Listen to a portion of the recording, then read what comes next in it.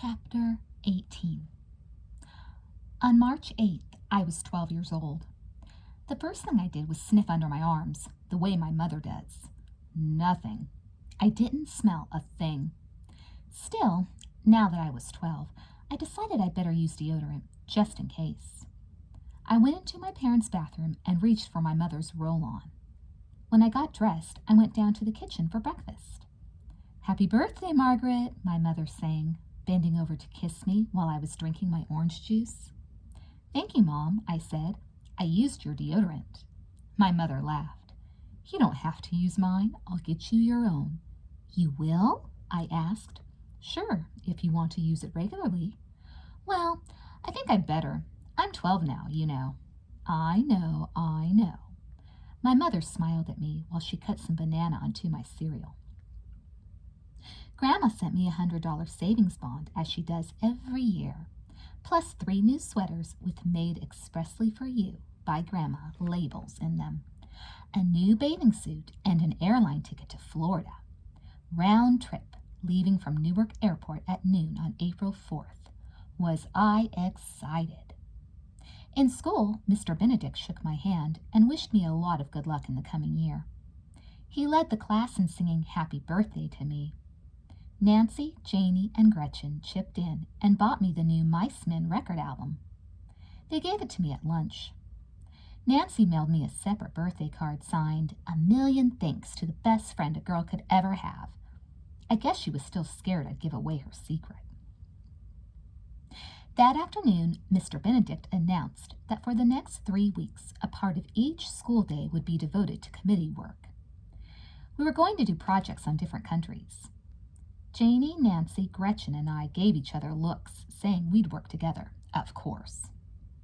But that sneaky Miles J. Benedict, he said that since he wanted us to work with people we hadn't worked with before, he had made up the committees already. Well, that's a first-year teacher for you. Didn't he know that was a bad idea? Didn't he know he was supposed to let us form our own committees? Teachers never come right out and say they've picked who you should work with. It's bad enough that they fool you a lot pretending to let you choose a subject when they know all along what you're going to do. But this was ridiculous. I guess Mr. Benedict didn't think it was ridiculous because he was already reading out names of committees. Each group had 4 kids in it, 2 boys and 2 girls, with one group left over that had 3 girls. I really couldn't believe it when he read my group. Norman Fishbein, Philip Leroy, Laura Danker, and me. I glanced sideways at Janie. She rolled her eyes at me. I raised my eyebrow back at her. Mr. Benedict asked us to rearrange our desks into our groups. I was going to have to talk to Laura Danker. There would be no way of getting out of it. I was also going to be spending a lot of time with Philip Leroy, which was pretty exciting to think about. The first thing Philip did after we moved our desks together was to sing to me. "Happy birthday to you, you live in a zoo, you look like a monkey and you smell like one too." Then he pinched me on the arm, really hard, enough to make tears come to my eyes. He said, "That's pinch to grow an inch, and you know where you need that inch." I knew it was just a joke. I knew I shouldn't take it seriously. For one thing, I did not smell like a monkey. I was wearing deodorant. And for another thing, it was none of Philip Leroy's business whether or not I needed to grow an inch anywhere. As far as I was concerned, Nancy could have him. They deserved each other. To make matters worse, I had to sit facing Laura Danker. I hated her. I hated her for being so big and beautiful and having all the boys stare at her, including Mr. Benedict. Also, I hated her because she knew she was normal, and I didn't know a thing about me. I hated Mr. Benedict, too, for sticking me with Norman Fishbein. Norman was such a drip. So all in all, my birthday, which started out to be the most perfect day of my life, ended up being pretty rotten. I couldn't wait for spring vacation to come. The only good thing I had to look forward to was my trip to Florida. I was sick of school.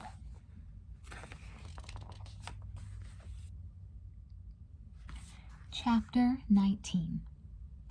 At home, my mother said she'd never seen me in such a bad mood. The mood lasted the whole 3 weeks of that dumb committee project. To top it off, everything else our group voted 3-1 to report on Belgium. I wanted a more exciting country, like France or Spain, but I lost. So I ate, breathed, and slept Belgium for 3 weeks. Philip Leroy was a lousy worker. I found that out right away. All he did was fool around. During project time, while Laura, Norman, and I were busy looking things up in reference books, Philip was busy drawing funny faces in his notebook. On 2 days he snuck comic books inside his notebook and read them instead. Norman Fishbean tried hard, but he was so slow, and I couldn't stand the way he read with his lips moving. Laura was a good worker, but of course I never told her that I thought so. During the 3rd week of Project Belgium, Laura and I got permission to stay after school and work in the library. We needed more time with the encyclopedias. My mother was going to pick me up in front of school at 4:30. Laura was going to walk from school to church because she had to go to confession. Now that really started me thinking. For one thing, I never knew she was Catholic. For another, I wondered what she said in confession. I mean, did she talk about what she did with boys? And if she did, what did the priest say to her? Did she go to confession every time she did something bad, or did she save it all up and go once a month? I was so busy thinking about Laura and the confessional that I nearly forgot about Belgium. And probably I never would have said anything at all if it hadn't been for Laura. She picked on me first, so she was really to blame for the whole thing. "You're copying that straight out of the World Book word for word," she whispered to me. "So? Well, you can't do that," she explained. "You're supposed to read it and then write about it in your own words. Mr. Benedict will know if you've copied." Normally, I don't copy word for word. I know the rules as well as Laura. But I was busy thinking about other things, and anyway, who did Laura think she was giving orders like that? Big shot. So I said, "Oh, you think you're so great, don't you?" And she said, "This has nothing to do with being great." And I said, "I know all about you anyway." And she said, "What's that supposed to mean?" And the librarian said, "Girls, let's be more quiet." And then Laura went back to work, but I didn't. "I heard all about you and Moose Freed," I whispered. Laura put down her pencil and looked at me. "You heard what about me and Moose Freed?" "Oh, about how you and Evan and Moose go behind the A&P, I said. "What would I do that for?" Laura asked. She was really thick. "I don't know what you do it for, but I know why they do it. They do it so they can feel you or something, and you let them." She shut the encyclopedia hard and stood up. Her face was burning red, and I saw a blue vein stick out in her neck. "You filthy liar! You little pig!" Nobody ever called me such names in my whole life. Laura scooped up her books and her coat and ran out of the library. I grabbed my things and followed her. I was really being awful, and I hadn't even planned it. I sounded like Nancy. That's when it hit me that, for all I knew, Nancy made up that story about Laura. Or maybe Moose and Evan made it up just to brag. Yes, I bet they did. Moose was a big liar, too. "Hey, Laura, wait up," I called. She walked fast, probably because her legs were so long. I chased her. When I finally caught up to her, I could hardly breathe. Laura kept walking and wouldn't look at me. I didn't blame her. I walked alongside her. I took 4 steps to every 2 of hers. "Look," I told her, "I'm not saying it's wrong to do those things." "I think it's disgusting that you all pick on me because I'm big," Laura said, sniffling. I wanted to tell her to blow her nose. "I didn't mean to insult you," I said. "You're the one who started it." "Me? That's a good one. You think it's such a great game to make fun of me, don't you?" "No," I said. "Don't you think I know all about you and your friends? Do you think it's any fun to be the biggest kid in the class?" "I don't know," I said. "I never thought about it." "Well, try thinking about it. Think about how you'd feel if you had to wear a bra in 4th grade, and how everybody laughed, and how you always had to cross your arms in front of you, and about how the boys called you dirty names just because of how you looked." I thought about it. "I'm sorry, Laura," I said. "I'll bet. I really am. If you want to know the truth, well, I wish I looked more like you than like me. I'd gladly trade places with you. Now, I'm going to confession." She walked on, mumbling something about how the wrong ones always confessed. And I thought, maybe she's right. Maybe I was the one who should confess. I followed Laura to her church. It was only 2 blocks from school. I still had half an hour before my mother was due. I crossed the street and hid behind a bush, watching Laura climb the steps and disappear into the church. Then I crossed back to the other side of the street and ran up the brick steps. I held open the front door and looked inside. I didn't see Laura. I stepped into the church and tiptoed up the aisle. It was so quiet. I wondered what would happen if I decided to scream. Of course I knew I wouldn't, but I couldn't help wondering about how a scream would sound in there. I was really hot in my heavy coat, but I didn't take it off. After a while, I saw Laura come out of a door, and I crouched down behind a row of seats so she wouldn't see me. She never even glanced my way. I thought it didn't take her very long to confess. I felt weird. My legs were getting weak. As soon as Laura left the church, I stood up. I meant to leave, too.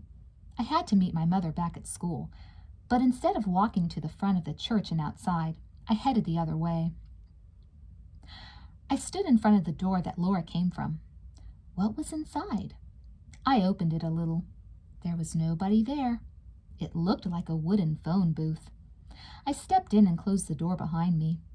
I waited for something to happen. I didn't know what I was supposed to do, so I just sat there. Finally, I heard a voice. "Yes, my child?" At first, I thought it was God. I really and truly thought it was, and my heart started to pound like crazy, and I was all sweaty inside my coat and sort of dizzy, too. But then I realized it was only the priest in the booth next to mine. He couldn't see me, and I couldn't see him, but we could hear each other. Still, I didn't say anything. "Yes, my child?" he said again. I began. "Yes?" the priest asked me. "I'm sorry," I whispered. I flung open the door and ran down the aisle and out of the church. I made my way back to school, crying, feeling horribly sick and scared stiff I would throw up. Then I saw my mother waiting in the car, and I got in the back and explained I was feeling terrible. I stretched out on the seat. My mother drove home, and I didn't have to tell her any of the awful things I'd done because she thought I was sick for real. Later that night, she brought a bowl of soup to my room, and she sat on the edge of my bed while I ate it. She said I must have had a virus or something, and she was glad I was feeling better, but I didn't have to go to school tomorrow if I didn't feel like it. Then she turned out the light and kissed me goodnight. "Are you there, God? It's me, Margaret. I did an awful thing today, just awful. I'm definitely the most horrible person who ever lived, and I really don't deserve anything good to happen to me." I picked on Laura Danker. Just because I felt mean, I took it all out on her. I really hurt Laura's feelings. Why did you let me do that? I've been looking for you, God. I looked in temple, I looked in church, and today I looked for you when I wanted to confess. But you weren't there. I didn't feel you at all. Not the way I do when I talk to you at night. Why, God? Why do I only feel you when I'm alone? Chapter 20. A week before spring vacation, the letter came. Only it wasn't from Grandma, and it wasn't about my trip to Florida. It was from Mary and Paul Hutchins, my other grandparents. Now that was really strange, because since they disowned my mother when she got married, naturally they never wrote to her. My father, having no kind thoughts about them, really hit the roof. How did they get our address? Answer that one simple question, please. Just how did they get our address? My mother practically whispered her answer. I sent them a Christmas card. That's how. My father hollered, I can't believe you, Barbara. After 14 years, you sent them a Christmas card? I was feeling sentimental, so I sent a card. I didn't write anything on it, just our names. My father shook the letter at my mother. So now, after 14 years, Barbara, now they changed their minds? They want to see us, that's all. They want to see you, not me. They want to see Margaret to make sure she doesn't have horns."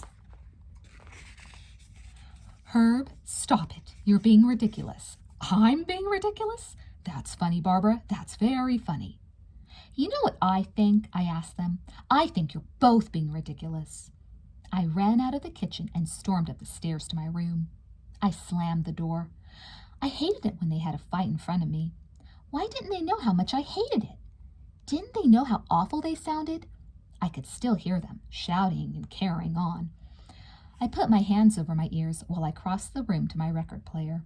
Then I took one hand off one ear and turned on my Mice Men record as loud as it would go. There, that was much better. A few minutes later, my bedroom door opened. My father walked straight to my record player and snapped it off. My mother held the letter in her hand. Her eyes were red. I didn't say anything. My father paced up and down. "Margaret," he finally said, "this concerns you. I think before we do or say anything else, you ought to read the letter from your grandparents. Barbara," he held out his hand. My mother handed the letter to my father, and he handed it to me. The handwriting was slanty and perfect, the way it is in 3rd grade when you're learning script. I sat down on my bed. "Dear Barbara, your father and I have been thinking about you a lot. We are growing old. I guess you find that hard to believe, but we are. Suddenly, more than anything else, we want to see our only daughter. We wonder if it is possible that we made a mistake 14 years ago. We have discussed the situation with our minister and dear friend, Reverend Baylor. You remember him, dear, don't you? My goodness, he christened you when you were a tiny baby. He says it's never too late to try again. So your father and I are flying east for a week and hope that you will let us visit you and get to know our granddaughter, Margaret Ann. Flight details are enclosed. Your mother, Mary Hutchins." What a sickening letter. No wonder my father was mad. It didn't even mention him. I handed the letter back to my father, but I didn't say anything because I didn't know what I was supposed to say. "They're coming on April 5th, my father said. "Oh, then I won't see them after all," I said, brightening. "I leave for Florida on the 4th. My mother looked at my father. "Well," I said, "isn't that right?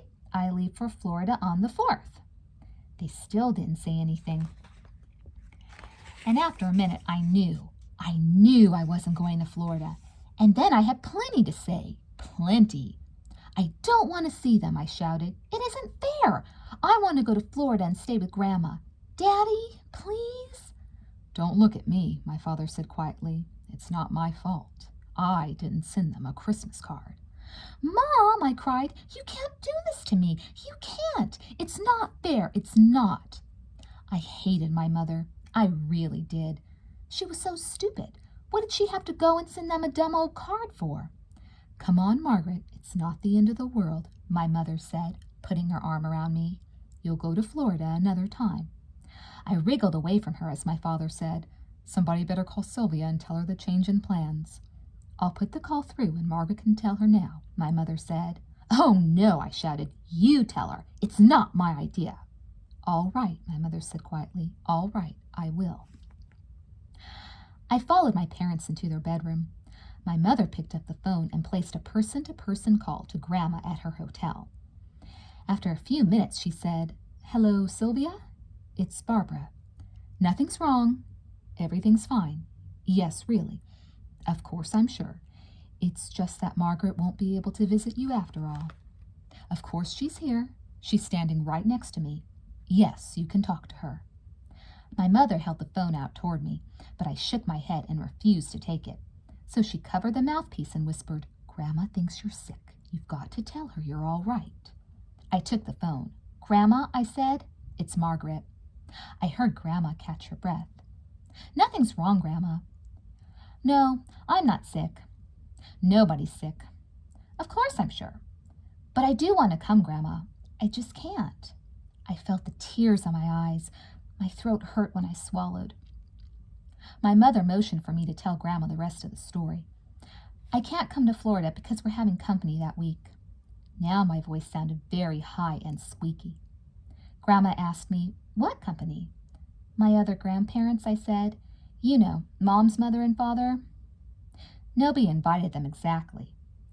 But Mom sent them a Christmas card with our new address, and now we got a letter saying they're coming and they want to see me. Well, I know you want to see me too, and I want to see you, but Mom won't let me. Then I started to cry for real, and my mother took the phone. We're all sorry, Sylvia. It's just one of those things. Margaret understands. I hope you do too. Thank you, Sylvia. I knew you would. Yes, Herb's fine. I'll put him on. Just a minute. I ran upstairs while my father said, "Hello, Mother." "Are you there, God?" "It's me, Margaret. I'm so miserable. Everything is wrong. Absolutely everything. I guess this is my punishment for being a horrible person. I guess you think it's only fair for me to suffer after what I did to Laura. Isn't that right, God? But I've always tried to do what you wanted. Really, I have. Please don't let them come, God. Make something happen so I can go to Florida anyway. Please." Chapter 21. That week, my mother went crazy cleaning the house while I waited for something to happen. I thought it would be a telegram saying they weren't able to come after all. I was sure God only wanted to punish me for a little while, not for the whole spring vacation. "Cheer up, Margaret," my mother said over dinner. "Things are never as bad as they seem." "How can you be glad they're coming?" I asked. "After all those stories you've told me about them? How?" "I want to show them how well I've managed for 14 years without their help, and I want them to see my wonderful family." My father said, "You can't expect Margaret to be overjoyed when her plans have been changed at the last minute." "Look, Herb," my mother said, "I haven't forgiven my parents. You know that. I never will. But they're coming. I can't say no. Try to understand. Both of you, please." My mother hadn't ever asked me to do that before. Usually it was me asking her to try to understand. My father kissed her on the cheek as she cleared away the dishes. He promised to make the best of it. I promised too. My mother kissed us both and said she had the best family in the world. On April 5th, my mother and I drove to Newark Airport to meet them. My father didn't come. He thought it would be better if he stayed at home and greeted them there. All the way to the airport, my mother briefed me. "Margaret, I'm not trying to make excuses for my mother and father, but I want you to know that your grandparents have their beliefs too. And 14 years ago, well, they did what they thought was right. Even though we know it was cruel, their beliefs were that important to them. Am I making any sense to you?" "Some," I said. When they announced the arrival of flight number 894 from Toledo, I followed my mother to the gate. I knew it was them right away. I knew it by the way they walked down the airplane stairs, clutching each other. And when they got closer, I knew it by my grandmother's shoes, black with laces and fat heels, old lady shoes. My grandfather had white hair around the edges and none on top. He was shorter and fatter than my grandmother. They looked around a bit before my mother called out, "Here we are, over here." They walked toward us, growing more excited as they recognized my mother. She gave each of them a short hug. I just stood there feeling dumb until my grandmother said, "And this must be Margaret Ann." When she said it, I noticed the cross around her neck. It was the biggest one I ever saw, and it sparkled. I didn't want them to touch me, and maybe they could tell because when my grandmother bent over as if to kiss me, I stiffened. I didn't mean to. It just happened. I think my mother knew how I felt because she told them we'd better see about the luggage. When we got home, my father met us at our front door and carried in their suitcases. They had 2 of them, both brown and both new. "Hello, Herb," my grandmother said. "Hello, Mrs. Hutchins," my father answered. I thought how funny it was for my father to call her Mrs. My grandfather shook hands with my father. "You're looking well, Herb," he said. My father pressed his lips together, but finally managed to say, "Thank you." I thought, this is harder on my father than it is on me. My mother and I showed my grandparents to their room. Then my mother went down to see about dinner. I said, If there's anything you need, just ask me." "Thank you, Margaret Ann," my grandmother said. She had a funny way of scrunching up her mouth. "You don't have to call me Margaret Ann," I said. "Nobody does. Just Margaret is fine." My mother really made a fancy dinner, the kind she has when she's entertaining friends and I'm sent to bed early. We had flowers on the table and a hired lady to wash the dishes. My mother changed into a new dress, and her hair looked nice, too. She didn't look like her parents at all. My grandmother changed her dress, too, but she still had the cross around her neck. At dinner, we all tried hard to have a conversation. My mother and my grandmother talked about old friends from Ohio and who was doing what these days. My grandfather said mostly, "Please pass the butter, please pass the salt." Naturally, I used my best possible manners. In the middle of the roast beef course, my grandfather knocked over his water glass, and my grandmother gave him a sharp look. But my mother said water couldn't possibly hurt anything. The lady from the kitchen wiped it up. During dessert, my mother explained to my grandparents that she had just ordered all new living room furniture, and she was sorry they wouldn't be able to see it. I knew she hadn't ordered anything yet, but I didn't tell. After dinner, we sat around in the den, and my grandfather asked my father such questions as, "Grandfather, are you still in the insurance business?" "Father, yes." "Grandfather, do you invest in the stock market?" "Father, occasionally." "Grandfather, this is a pretty nice house." "Father, thank you. We think so too." While my grandmother talked to my mother about, "Grandmother, we were in California over Thanksgiving." "Mother, oh." "Grandmother, yes, your brother has a wonderful wife." "Mother, I'm glad." "Grandmother, if only they were blessed with a child. You know, they're thinking of adopting." "Mother, I hope they do. Everyone should have a child to love." Grandmother, "Yes, I know. I've always wanted dozens of grandchildren, but Margaret's all I've got." Then my mother excused herself to pay the lady in the kitchen, who signaled that her taxi was waiting out front. So my grandmother turned to me. "Do you like school?" she asked. "Most of the time," I said. "Do you get good marks?" "Pretty good," I said. "How do you do in Sunday school?" My mother came back into the den then and sat down next to me. "I don't go to Sunday school," I said. "You don't?" "No." "Father?" That's what grandmother called grandfather. He called her mother. "What is it, mother?" grandfather said. "Margaret doesn't go to Sunday school." Grandmother shook her head and played with her cross. "Look," my mother said, trying a smile, "you know we don't practice any religion." Here it comes, I thought. I wanted to leave the room then, but I felt like I was glued to my seat. "We hoped by now you'd change your minds about religion," grandfather said. "Especially for Margaret's sake," grandmother added. "A person's got to have a religion." "Let's not get into a philosophical discussion," my father said, annoyed. He sent my mother a warning look across the room. Grandfather laughed. "I'm not being a philosopher, Herb." "Look," my mother explained, "we're letting Margaret choose her own religion when she's grown." "If she wants to," my father said, defiantly. "Nonsense," grandmother said. "A person doesn't choose religion. A person's born to it," grandfather boomed. Grandmother smiled at last and gave a small laugh. "So Margaret is Christian," she announced, like we all should have known. "Please," my mother said, "Margaret could just as easily be Jewish. Don't you see? If you keep this up, you're going to spoil everything." "I don't mean to upset you, dear," grandmother told my mother, "but a child is always the religion of the mother. And you, Barbara, were born Christian. You were baptized. It's that simple." "Margaret is nothing," my father stormed, "and I'll thank you for ending this discussion right now." I didn't want to listen anymore. How could they talk that way in front of me? Didn't they know I was a real person with feelings of my own? "Margaret," grandmother said, touching my sleeve, "it's not too late for you, dear. You're still God's child. Maybe while I'm visiting I could take you to church and talk to the minister. He might be able to straighten things out." "Stop it," I hollered, jumping up. "All of you, just stop it. I can't stand another minute of listening to you. Who needs religion? Who? Not me. I don't need it. I don't even need God. I ran out of the den and up to my room.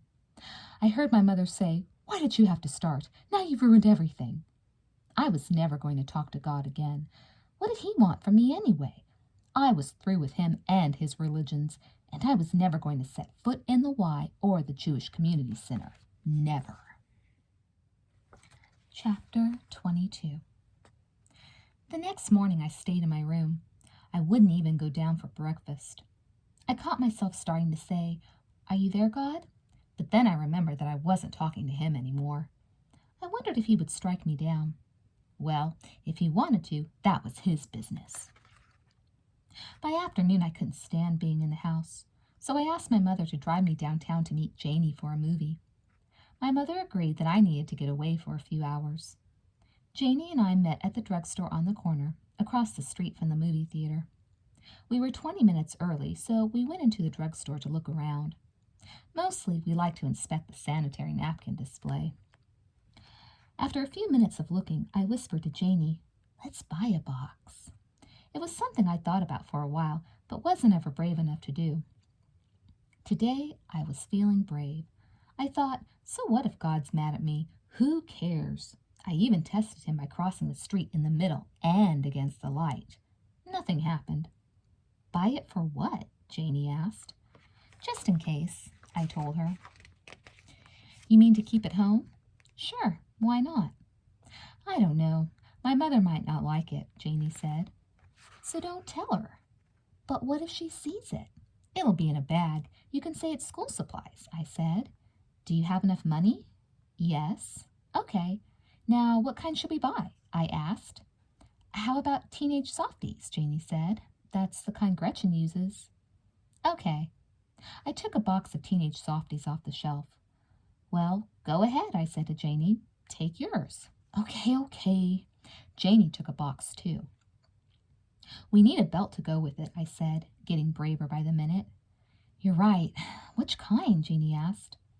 "I like that one. It's pink," I told her, pointing to a small box with a pretty girl's picture on it. "Okay, I'll take that one too," Janie said, reaching. We walked to the checkout counter with our stuff and walked away just as fast when we saw that there was a boy behind the cash register. "I can't go through with it," Janie whispered. She put her boxes back on the shelf. "I'm scared." "Don't be a dope. What's to be?" I was interrupted by a sales lady in a blue doctor's coat. "Can I help you girls?" she asked. Janie shook her head, but I said, "We'd like these, please." I took Janie's boxes back off the shelf and showed the sales lady what we'd selected. "Fine, girls. Take them up to the cash register and Max will wrap them for you." Janie didn't move. She looked like she was cemented to the floor. She had this dumb expression on her face, between crying and smiling. So I grabbed her boxes and headed for Max in the cash register. I plopped everything down in front of him and just stood there, not looking at his face and not saying anything either. He added it all up, and I motioned to Janie to give me her money. Then I said, "2 bags, please." Max took my money, gave me some change, which I didn't bother to count, and presented me with 2 brown bags. That was all there was to it. You'd think he sold that kind of stuff every day of the week. When I got home from the movies, my mother asked, "What's that package?" I said, "School supplies." I went to my room with my purchases. I sat down on my bed, staring at the box of teenage softies. I hoped God was watching. Let him see I could get along fine without him. I opened the box and took out 1 pad. I held it for a long time. Then I took the pink belt out of its box and held that too.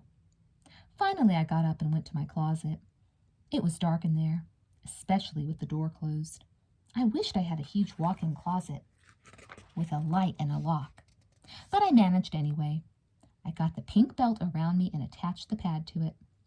I wanted to find out how it would feel. Now I knew. I liked it. I thought about sleeping on my belt and pad that night, but decided against it. If there was a fire, my secret might be discovered. So I took off the belt and pad, put them back in their boxes, and hid them in my bottom desk drawer. My mother never checks there because the mess makes her positively sick. The next morning, my grandparents announced they were moving on to New York. "You told me a week," my mother said. "You said you were coming for a week." "We did say that," my grandfather told her, "but we've decided to spend the rest of the week in New York, at a hotel." "I see," my mother said. My father hid behind his newspaper, but I saw the big smile. All I could think of was that they ruined my trip to Florida, and now they weren't even staying. It wasn't fair. It was really a cheat. When my mother got back from driving them to the bus, my father said, "How much do you want to bet it was a trip to New York all the time? They just stopped in to see you because it was convenient." "I don't believe that," my mother said. "Well, I believe it," my father said. "They ruined my vacation," I said. Nobody answered me. Chapter 23. That night, the doorbell rang at 8. We were in the den. I said I'd see who was there. I opened the front door. "Grandma!" I screamed. I threw my arms around her. "What are you doing home?" "If Muhammad doesn't come to the mountain comes to Muhammad." I laughed, knowing that I was Muhammad and that Grandma was the mountain. There was a man standing next to Grandma. Grandma turned to him. "Morris," she said, "this is my Margaret." Then Grandma closed the front door and told me, "Margaret, darling, this is Mr. Morris Binneman." "Rhymes with cinnamon," he said to me. I smiled. Grandma looked marvelous, very tan and pale blonde. Mr. Binneman had a lot of silver hair, a mustache to match, and black-rimmed eyeglasses. He was tan, too. He held Grandma's arm. "Where are they?" Grandma asked. "Mom and Dad are in the den," I said. "With your other grandparents?" "No, they're gone." "Gone?" Grandma cried. "But I thought they were staying all week." "We thought so, too," I said. "But Morris and I came especially to see them." "You did?" I said. "How come?" Grandma and Mr. Binneman gave each other a secret look. "Well, we thought you might need our support." "Oh, Grandma, I can manage just fine by myself." "I know you can. You're my Margaret, aren't you? Tell me, did they try anything?" "Like what?" I asked. "You know," Grandma said, "the church business." "Well, kind of," I admitted. "I knew it," Grandma cried. "Didn't I tell you?" she asked Mr. Binneman. Mr. Binneman shook his head. "You had them pegged right all the time, Sylvia," he said. "Just remember, Margaret, no matter what they said, you're a Jewish girl." "No, I'm not," I argued. "I'm nothing, and you know it. I don't even believe in God." "Margaret," Grandma said, "don't ever talk like that about God." "Why not?" I asked. "It's true." I wanted to ask God, did he hear that? But I wasn't speaking to him, and I guess he knew it. By that time, my mother and father were in the living room, and Grandma was making the introductions. My parents gave Mr. Binneman the once-over, and he was pretty busy sizing them up, too. Then my mother made coffee and served warm Danish. She offered me some milk and ginger snaps, but I wasn't hungry. I wanted to get out of there, so I yawned very loud without covering my mouth. "Margaret, dear, if you're so tired, why don't you go up to bed?" Grandma said. "I think I will. Good night, everybody." Sometimes Grandma is almost as bad as everybody else. As long as she loves me and I love her, what difference does religion make? Chapter 24. Mr. Benedict announced that our individual reports on our year-long project would be due next Friday. They wouldn't be graded, so we were to be completely honest and not worry about pleasing him. He hoped we'd each learn something of value. On Thursday night, I wrote a letter. May 25th. Dear Mr. Benedict, I have conducted a year-long experiment in religion. I have not come to any conclusions about what religion I want to be when I grow up, if I want to be any special religion at all. I have read 3 books on this subject. They are Modern Judaism, A History of Christianity, and Catholicism, Past and Present. I went to church services at the First Presbyterian Church of Farbrook. I went to the United Methodist Church of Farbrook on Christmas Eve. I attended Temple Israel of New York City on Rosh Hashanah, which is a Jewish holiday. I went to confession at St. Bartholomew Church, but I had to leave the confessional because I didn't know what to say. I have not tried being a Buddhist or a Muslim because I don't know any people of these religions. I have not really enjoyed my religious experiments very much, and I don't think I'll make up my mind one way or the other for a long time. I don't think a person can decide to be a certain religion just like that. It's like having to choose your own name.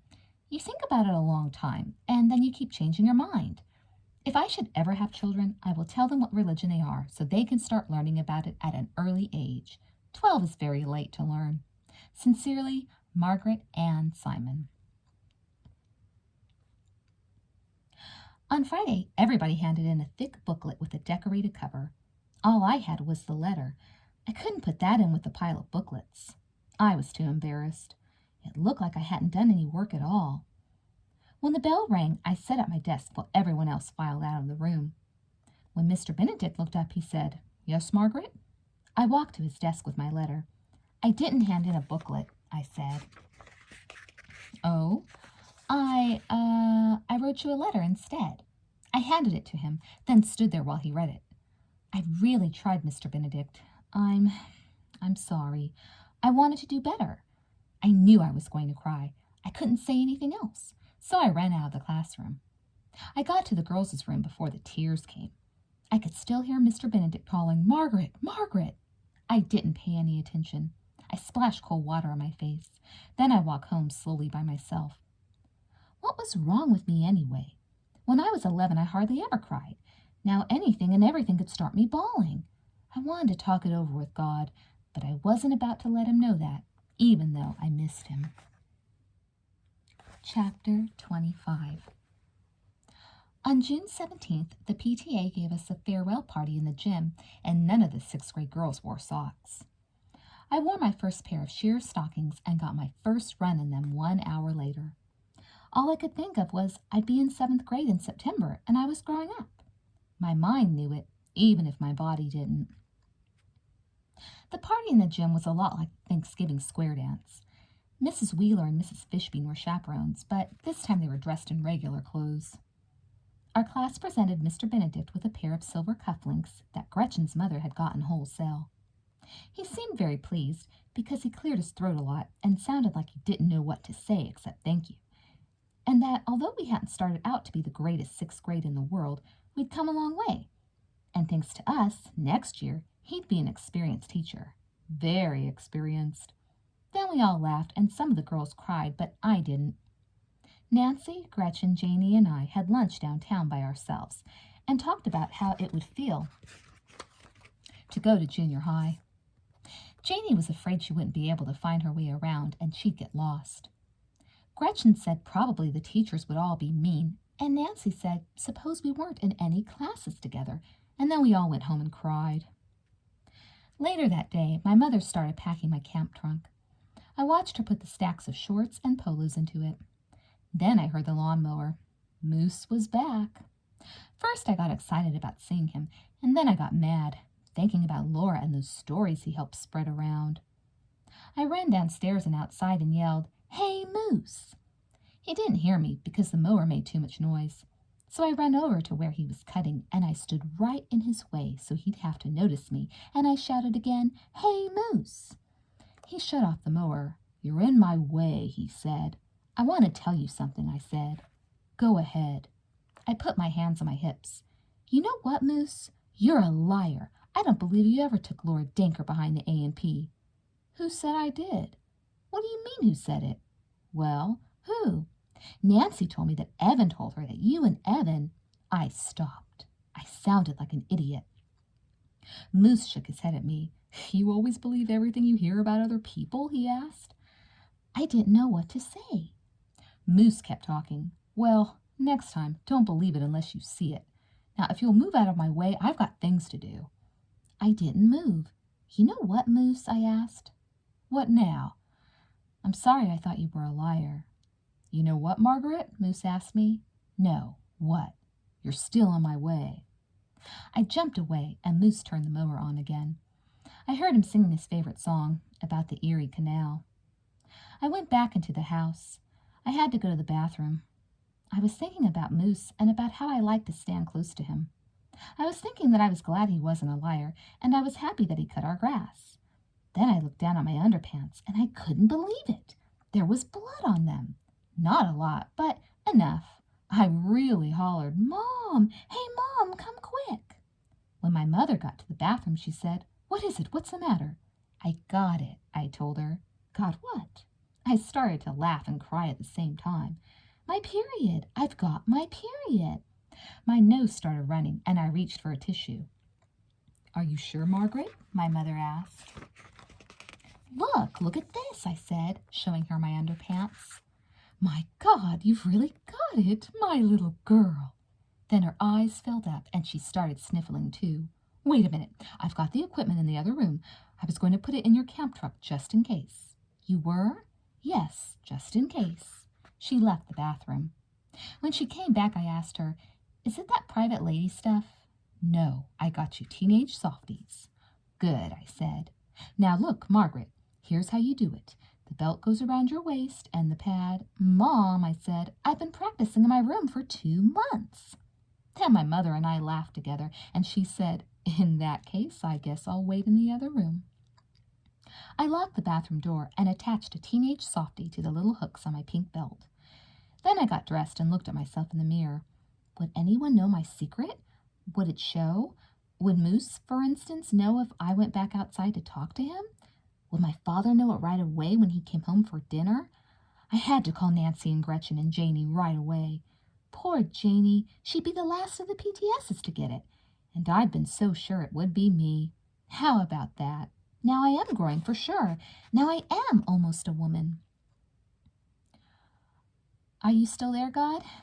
It's me, Margaret. I know you're there, God. I know you wouldn't have missed us for anything. Thank you, God. Thanks an awful lot.